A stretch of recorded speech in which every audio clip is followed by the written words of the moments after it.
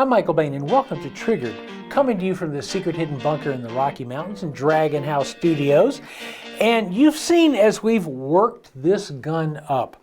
All of you know that I'm working for the National Rifle Association, helping to launch America's Rifle Challenge, a basic sport for shooting ARs, because as the New York Times noted, everyone in America now has an AR-15.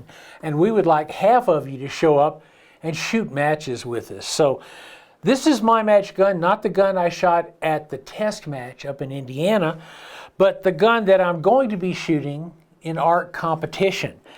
And what I wanted to show you today, I'm really excited about, my silencer came out of ATF jail. So this is a dead air silencer, Sierra 5. And of course you can tell I haven't shot it because it's still got this really funky label on it.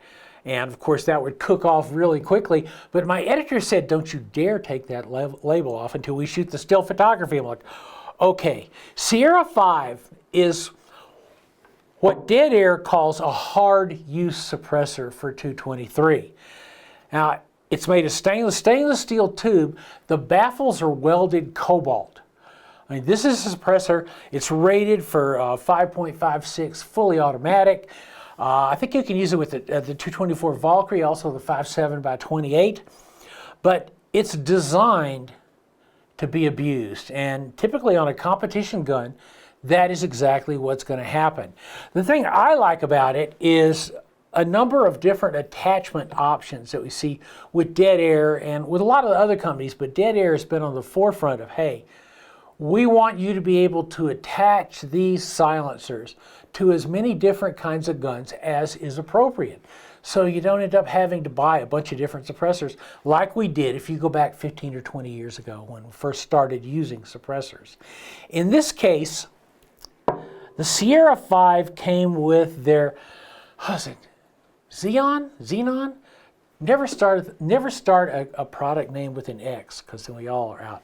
But anyway, it's basically a way for you to put this adapter on a gun, and you can buy multiple adapters, put them on multiple different 5.56s, screws on just like a muzzle brake.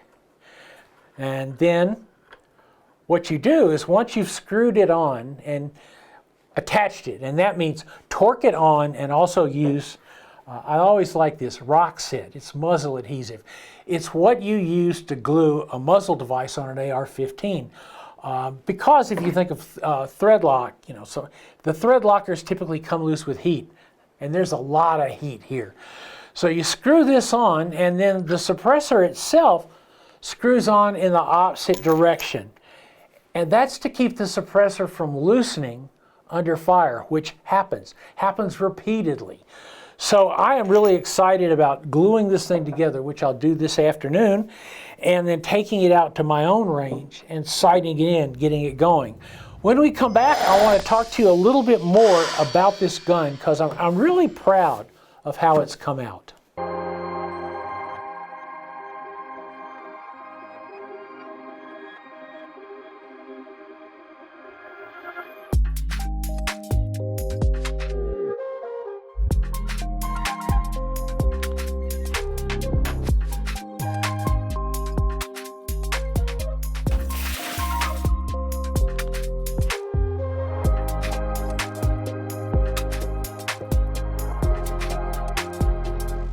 Welcome back to Triggered, where we're talking about my America's Rifle Challenge competition rifle.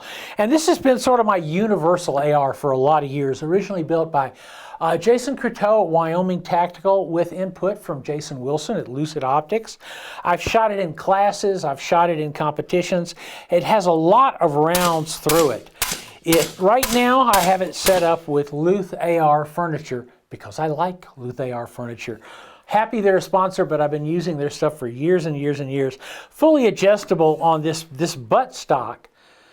It allows you all the adjustments you get on a target buttstock, but it fits on a carbine tube. And that's important because of this. This is a Maven Optics 1:10 first focal plane scope, and it is It is a great scope. Now, if you remember, I used Maven Optics when I was shooting NRL 22. I chose their 5-30 long-range scope, absolute best scope I ever used.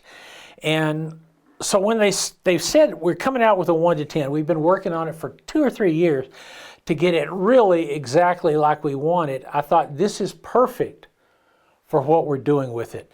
And the reason it's perfect, it's a mil-dot reticle, again, first focal plane. That means that that Christmas tree gets smaller as the magnification gets lesser. However, this gun has red or green illuminated optic. It's red or green illuminated optic. It has a circle, the dot in the center when you're at 1 power, which is exactly what you want with it. 34 millimeter tube, easily adjustable and locking turrets. It is a great, reasonably lightweight optic that can take you from up close all the way out to, I'll call it 600 yards. This rifle's been out to 600 yards with me fooling around with it, and with Jason Wilson on Spotting Scope, we took this rifle to 1,000 yards. So it'll do it. I know, the question is if I can do it. The other thing, this LUTH-AR 4N, you'll notice that it's flat. It's got a piece of Arca rail, which I guess I should say real right stuff Arca rail in the front, because my bipods have Arca rail attachments to them and mount that way. And then here, this bottom part is flat. Now, when I shot NRL 22, I had a piece of Velcro on the bottom of the rifle's forend, and then I would Velcro a small bag to it. So when I slam this into a position, the bag made it even more stable, and it will work so much better with a relatively flat bottom on this LUTH-AR forend. LUTH-AR grip, which is, once again, a great grip. The trigger on this gun is about right at single stage 3 pounds, so it really works well. So, obviously I'll be mounting up the suppressor. We'll go shoot some groups with it. And when we come back, it's time to change the big bore revolvers. This week's Triggered is brought to you by Hunter's HD Gold. They change so you don't have to. MTM Case Guard. Quality shooting sports accessories. LUTH-AR. Are you ready? Genuine US-made AR parts. And America's Rifle Challenge, the National Rifle Association's newest AR-based sport. A couple of weeks back, I shot the Rocky Mountain Regional Revolver Championships, and I managed not to finish last. It was close, but I did manage to save myself. The fun part for me was getting to shoot that big blaster. 44 revolver built by Randy Lee at Apex, sights, the grips, the cylinder release, all from Dave Lauk at D&L Sports. It's a wonderful gun to shoot, absolutely wonderful. And we're shooting 44 special and roughly 180 power factor. So you can see when I pull the trigger, there's a little bit of snap there to them. I think a 240 grain bullet, I'm not sure totally, but it was a huge amount of fun to run that big gun. And to be one of the few people shooting 44 special. I think the only person shooting 44 special. But revolver shooting is really fun, and it teaches you about triggers. It teaches you to roll that long double action trigger that, interestingly enough, when you then go back to, say, a striker fired trigger or a single action trigger like, say, a 1911, your finger's a little bit better educated on it. So that is it for this week. Obviously, anything we talk about here you can find on michaelbain.tv. You can see us on michaelbain.tv, on YouTube, on Facebook, amazingly, on Rumble, much better place to see us, on X.